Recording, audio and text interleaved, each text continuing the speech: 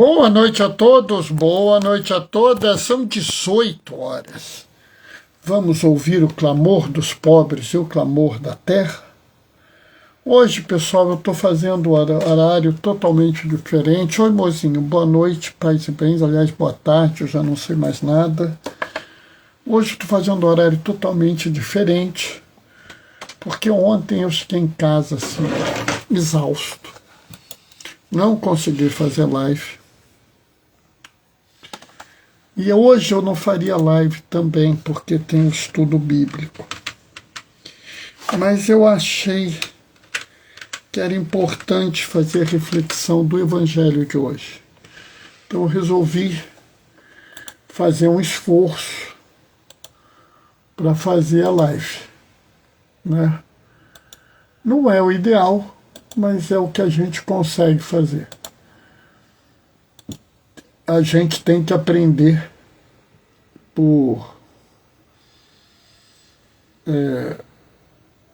vamos dizer, aprender a tentar fazer as coisas de algum jeito, né? Então, eu estou aí nessa atividade, né? E estou tentando pôr as coisas aqui para funcionar. Vamos ver se dá certo agora. Estou olhando aqui para ver se consigo entrar ao vivo. Entrou ao vivo. Daqui a mais 2 minutinhos a gente vai fazer a leitura e a reflexão. E eu acho que essa leitura, essa reflexão, ela tem uma característica diferente de a maior parte das que vocês vão ouvir hoje. Eu vou pôr aqui para carregar, então vai dar uma pequena interrupção no vídeo ao vivo. Então, espera aí. Pronto, já foi. É assim mesmo. Ele dá essa pequena interrupção quando eu ponho para carregar.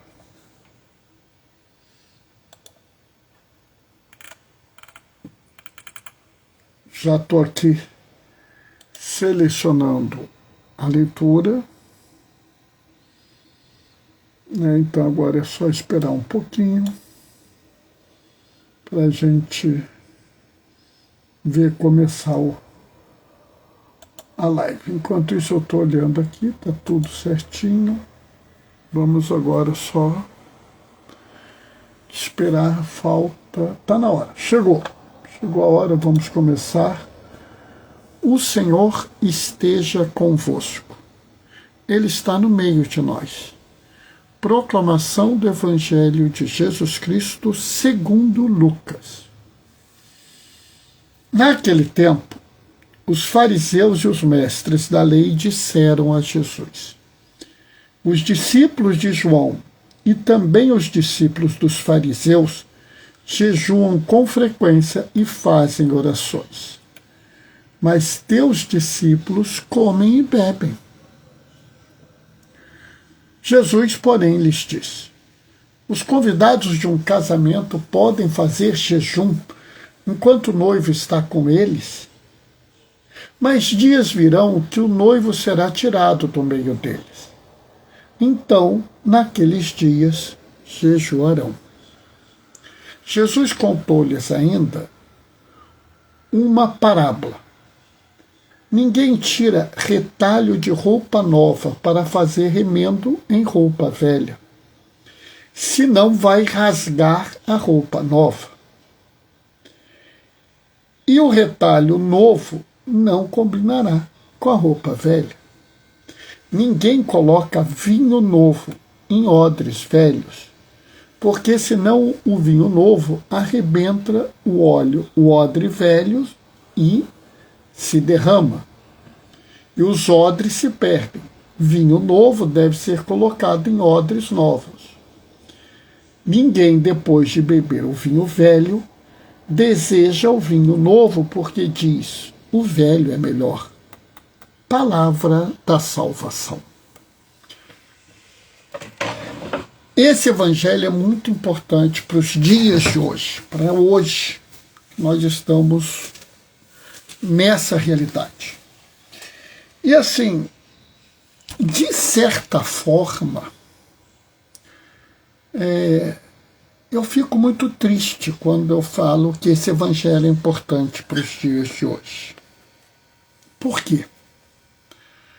Porque, de certa forma, a gente já deveria ter superado essa conversa que a gente está vendo que os fariseus estão fazendo com Jesus.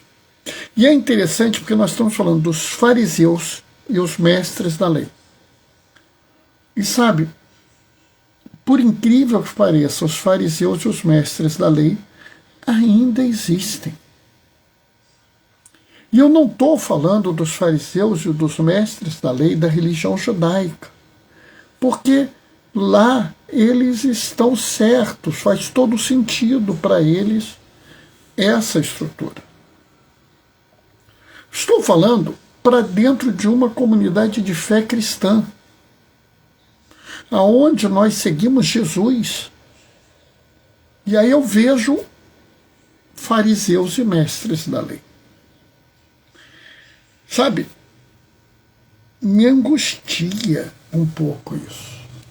Me angustia quando eu vejo pessoas que se mantêm como esses se mantinham. Bernardo, mas do que você está falando? Vamos lá. Os fariseus e os mestres da lei representam o povo judeu, nesse caso. E aqui eu quero fazer uma eterna lembrança que eu estou insistindo em fazer. São os judeus que estão presos à visão antiga da fé. Como nós temos hoje seguidores de Jesus cristãos presos a uma visão antiga da fé. Ou seja, eu estou fazendo claramente uma comparação que alguns daqueles que se opunham a Jesus, quando Jesus estava na terra, existem hoje dentro da igreja dos seguidores de Jesus. Bernardo, mas como alguém que segue Jesus pode se opor a Jesus? Por mais estranho e difícil e até paradoxal que pareça, isso é verdade. Há pessoas que seguem Jesus, mas não seguem Jesus. Ou seguem Jesus, mas de uma forma que, na verdade, se opõe a ele. Por quê? Porque Jesus é uma novidade.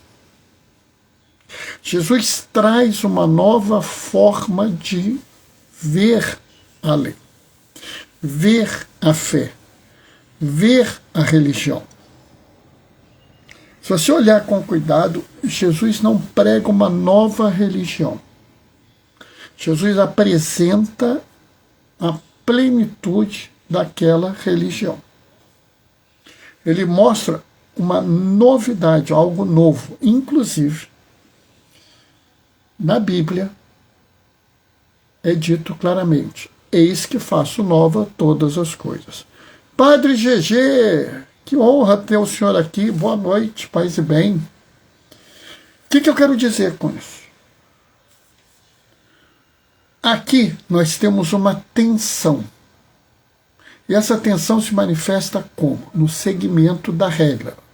Oi, Marli, boa noite, paz e bem. O que os fariseus reclamam? Por que os seus discípulos não fazem jejum? É que nem algumas pessoas. Hoje é sexta-feira. Padre GG, meu amigo, a honra é minha. Bondade do Senhor. Sabe, é que nem alguns hoje vão falar assim: hoje é sexta-feira, tem que fazer jejum, abstinência de carne. Por quê?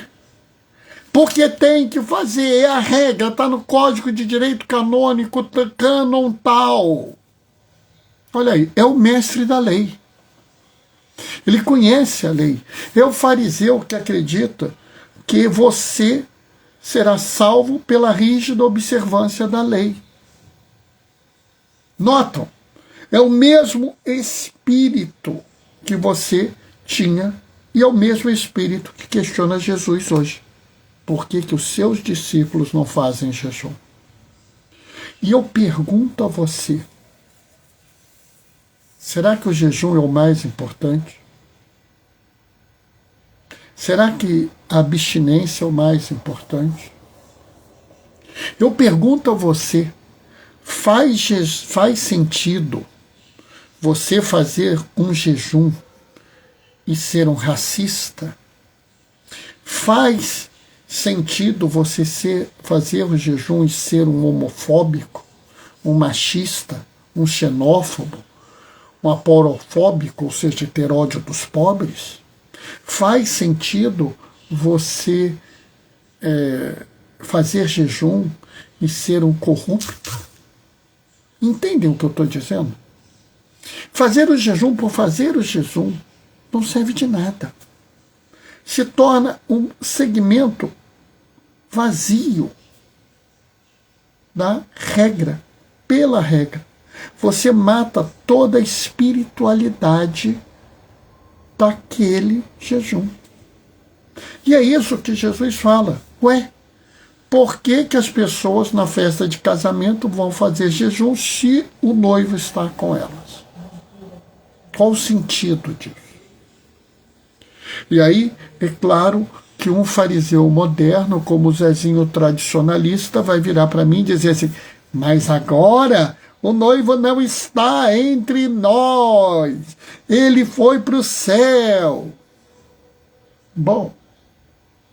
Bem, agora há pouco eu virei assim e falei, o Senhor esteja convosco, vocês me responderam, ele está no meio de nós.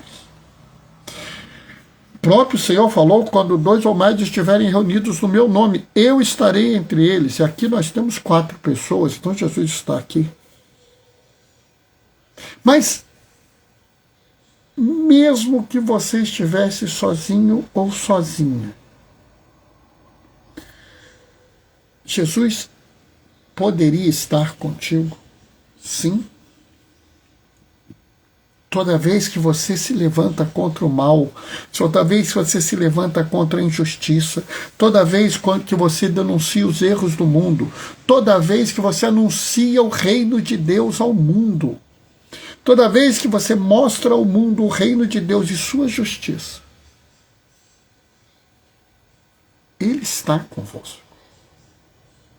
E aí eu fico pensando,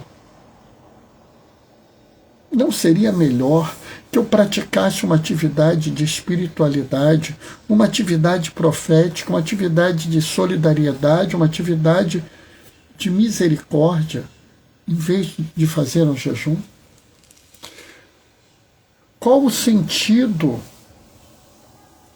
de eu me preocupar em fazer um jejum e ver o meu irmão passando fome na rua e me esquecer dele? Eu fico pensando, não seria muito maior o louvor que eu daria a Deus se eu deixasse de fazer o jejum e aproveitasse e desse uma quentinha com um suco para esse meu irmão? Por exemplo, agora, domingo 7 de setembro, nós teremos 2 novos santos na Igreja Católica. Um deles é Carlos Arcudi. E muitos vão falar para você que ele era um santo maravilhoso, porque ele fez um site na internet, que ele falava da Eucaristia, que ele falava dos milagres eucarísticos, ele é um santo moderno, não sei o quê. Pessoal, vocês realmente acreditam que ele é santo porque ele fez um site na internet? Pelo amor de Deus, eu tenho uns 8 sites que eu fiz na internet. Ah, mas os seus sites não falam sobre a Eucaristia. E quantas pessoas falam sobre a Eucaristia na internet, na vida por aí, não são santas? Porque não é o site, não é falar sobre a Eucaristia que tornou ele santo. Por exemplo, no enterro dele havia vários mendigos da cidade no enterro. Sabe por quê? Porque ele dividia a merenda que a mãe fazia com os mendigos. Nota. Ele era um homem, ele era um rapaz anticonsumo. Porque ele achava que o consumo desenfreado só levava à injustiça. Ele era um homem, um rapaz preocupado com o meio ambiente ao ponto de sair na rua para catar os lixos jogados inclusive nos campos. Enquanto você vê pessoas que desprezam a mãe terra, jogam lixo, fazem um consumo desenfreado sem nenhum sentido, ele estava na contramão do mundo. Ele denunciava esses erros e anunciava um reino de justiça, de harmonia com a mãe terra. Notam a diferença? Isso sim é um exemplo a ser seguido. Mas ninguém quer falar sobre isso, porque querem ficar naquela coisa doentia que eu chamo de síndrome de Gabriela. Se lembram da novela? Como é que era a música? Vocês se lembram? Eu nasci assim, eu cresci assim, e foi sempre assim. Sempre Gabriela, mas podia ser sempre Igreja Católica. Por quê? Porque as pessoas querem fazer tudo igual e não abrem espaço para o novo. E o novo para nós é Jesus. E é isso que Jesus nos coloca nessa reflexão. Quando ele nos mostra que existe algo diferente. É por isso que ele fala que você não pode pegar uma roupa velha, a visão antiga da fé, e colocar um remendo da roupa nova. Você não pode trazer a mensagem de paz, de justiça, de amor, de perdão e libertação do Senhor. Uma mensagem que a justiça se apresenta como misericórdia, que a grande resposta para a humanidade é a inclusão radical. Você não pode pegar essa roupa nova e usar como remendo de uma roupa velha. Porque a roupa velha não vai aguentar a força desse tecido novo. Do mesmo jeito, e aqui é muito bonito, o vinho. Porque o vinho é símbolo da vida. É por isso que nas bodas de Caná, Jesus transforma água em vinho.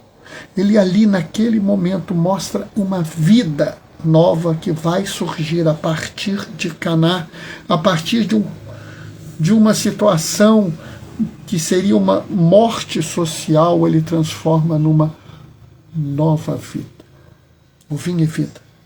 E ele mostra um vinho novo, uma vida nova que Jesus pede a você. Não pode ser colocado no odre velho. Não pode ser colocado num sistema de crenças antigos. Você não pode continuar querendo viver sobre uma rígida observância de leis e preceitos e, ao mesmo tempo, abraçar a grande novidade daquele que é o pai do órfão, protetor da viúva e que acolhe o estrangeiro, aquele que liberta os cativos e os oprimidos, como nós ouvimos no domingo. Esse novo não cabe naquele odre velho, onde a regrinha é o que manda, onde só a observância restrita e rígida das regras e das leis é que leva à salvação. A salvação não está num rito vazio, a salvação não está num segmento ou numa aceitação cega. Pelo contrário, é na sua opção por algo diferente, algo difícil, que está a sua salvação. É por isso que o vinho novo não pode ser colocado num odre velho, porque o odre velho já está rígido demais. Ele não vai aguentar a fermentação do vinho novo. Se lembra que o reino de Deus é como fermento na massa? E a massa cresce. O vinho novo ele ainda não terminou de fermentar. E aquele odre velho, rígido, não aguenta e ele se rompe. E você perde tudo. A sua comunidade de fé, a sua fé, não vai ser compatível com a novidade que é Jesus, a menos que você aceite que é necessário mudar. E essa é a grande mensagem. Essa é a grande verdade, a grande realidade que nós podemos capturar. Porém, o Zezinho tradicionalista que está ali já dando pulo de 2 metros de altura, gritando que quer dar uma opinião, vai dizer assim: mas Bernardo, você está errado, porque aqui no fim está dizendo, né, que ninguém depois de beber o vinho velho deseja o vinho novo, porque ele diz, o vinho é melhor. Oi, Yasmin, boa noite, paz e bem, filha. E aí o que vai acontecer é que o Zezinho tradicionalista se juntou ao Luizinho literal.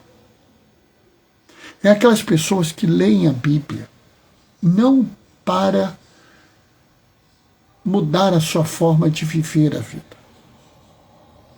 mas para encontrar na Bíblia pedacinhos de texto que vão confirmar o que ele acredita. Boa noite, Yasmin, boa noite. Ou seja, a pessoa quer achar na Bíblia um pedaço que diga assim, tá vendo? Você está certo. Mesmo que ele saiba que está errado, ele quer achar um pedaço na Bíblia para apoiar ele. E ele vai fazer qualquer coisa. Vai fazer a interpretação mais literal do mundo para entender isso. E aqui a gente pode fazer 2 interpretações. E eu vou fazer primeiro, vou mostrar para vocês a interpretação mais corriqueira. Aqui, Jesus está colocando como se fosse um contraponto, né?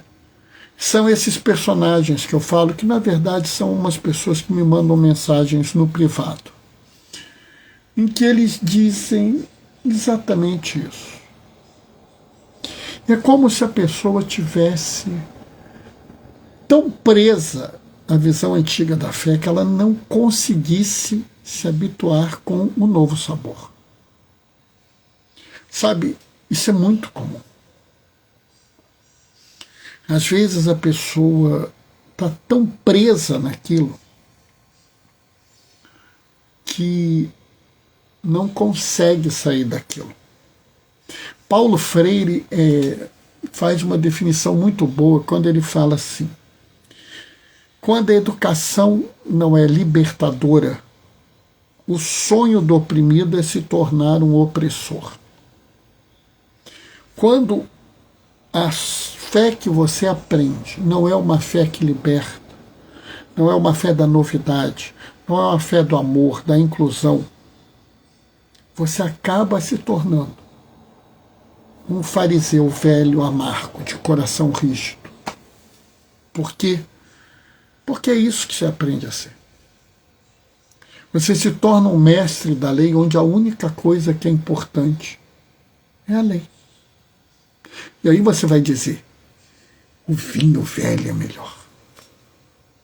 Porque aqui eu já sei o que vai acontecer, aqui eu tenho segurança, aqui eu tenho estrutura, aqui está tudo certinho. E aí você está se contrapondo. É a interpretação que a maior parte das pessoas fazem. Mas eu vou fazer uma interpretação diferente. Por quê? Porque eu li a primeira leitura de hoje. E na primeira leitura de hoje, diz que Cristo Jesus é a imagem do Deus invisível, o primogênito de toda a criação, pois por causa dele foram criadas todas as coisas no céu e na terra, as visíveis e as invisíveis. Então, eu posso fazer uma nova interpretação. É interessante porque Jesus é novidade, mas ele é anterior. Mas, Bernardo, agora você me deixou pirado, não estou entendendo. Eu vou explicar. Jesus se apresenta à humanidade. E a humanidade recebe Jesus. E ao receber Jesus, ela não põe Jesus no odre novo. Ela põe Jesus no odre velho.